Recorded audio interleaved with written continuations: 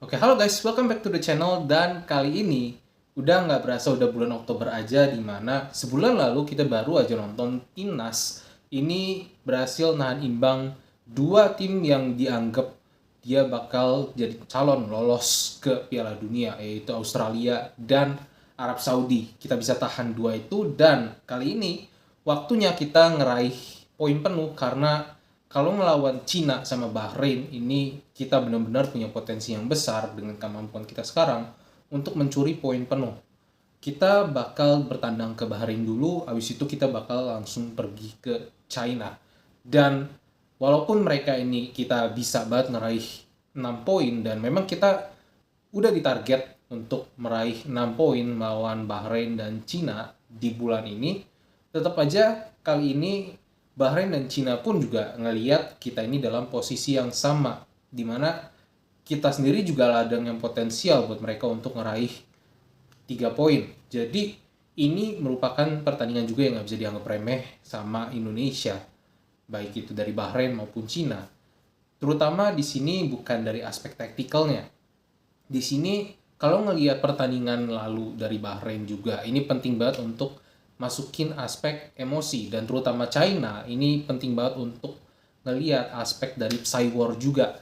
Seperti yang kita tahu juga Cina itu benar-benar mereka tuh nggak kaleng-kaleng ngasih ancaman dari psy war. Contohnya adalah di mana Cina ini mereka sempat ngancem buat ngaduin ke pengadilan karena mereka anggap Max Hilgers sama Eliano Rangers ini tuh nggak sah karena nggak dilakuin di Indonesia. Padahal mereka pasti udah punya catatan tersendiri gitu kan. Ini dari sisi Erick Thohir. Pak Erick Thohir dan PSSI juga pasti juga udah punya tahu aturan yang jelas supaya gimana mereka walaupun di luar negeri itu bisa tetap sah bermain untuk Indonesia. Dan bertambahnya Max Hilgers dan Eliano Rangers ini benar-benar bisa jadi suntikan amunisi yang bagus banget buat Coach Sintayong. Kalau buat Eliano Rangers kemungkinan besar masih bakal bersaing di substitusi. Sementara kalau buat Max Hilgers ini bisa dijamin minimal bisa jadi rotasi buat Hilgers ataupun Rizky Ridho. Kemungkinan besar Hilgers bakal lebih banyak main dari Rizky Ridho, kemungkinan karena posisi mereka sama, atau bisa jadi Jay Itzes yang digeser lebih ke kiri, Hilgers main di tengah, Rizky Ridho main di kanan. Atau bahkan bisa sebaliknya, Hapner di kiri, tengahnya Itzes, kanan Max Hilgers. Yang pasti Hilgers maupun dari Jay Itzes ini bakal jadi pemain kunci di lini belakang yang bakal jadi pemain yang bakal inti banget.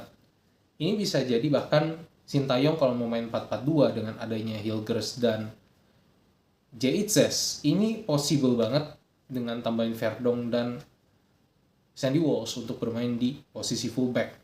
Dan kalau ngelihat formasi nanti, kemungkinan besar bakal seperti ini.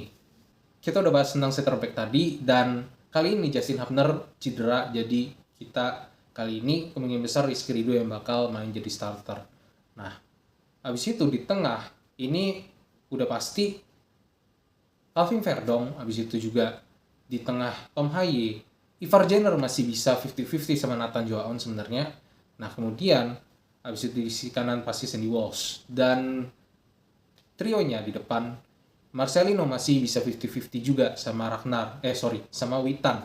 Nah, sementara kalau di kiri ini udah Ragnar, di tengah udah Rafael Strike. Kita nggak tahu apakah Rafael Strike juga masih bisa dirotasi, kemungkinan besar masih bisa dengan hadirnya duo Witan dan Marcelino. Justru Rafael Strike dicadangin, bisa banget. Kita bakal lihat komposisinya Sintayong gimana untuk menghadapi mereka berdua. Yang jelas ada 27 pemain yang udah dipanggil sama timnas Indonesia. Tapi overall ini susunan yang bagus banget buat Indonesia. Yang pasti ngelawan Cina dan Bahrain, seperti yang udah bilang sebelumnya, yaitu faktor emosi. Penting banget untuk para pemain Indonesia ini bisa ngejaga emosinya dia ketika berada di dalam lapangan. Kenapa?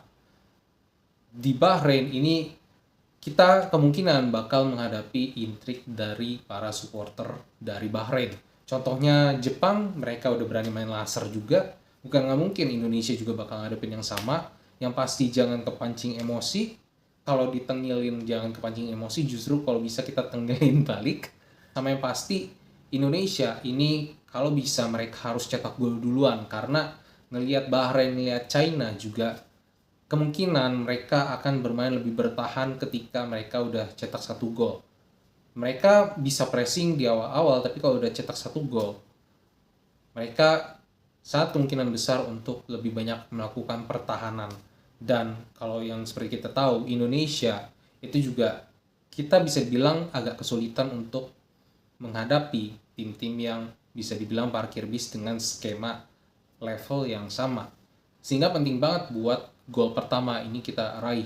Nah, kalau misalnya kita kejebolan di awal, nah ini dia tantangannya. Apakah kita bisa gitu kan menjebol ketika mereka ini benar-benar bertahan secara total? Karena ya ini yang akan mereka lakukan. Bahkan bukan nggak mungkin kalau kedua tim ini bakal coba ngulur-ngulur waktu sehingganya untuk curi poin.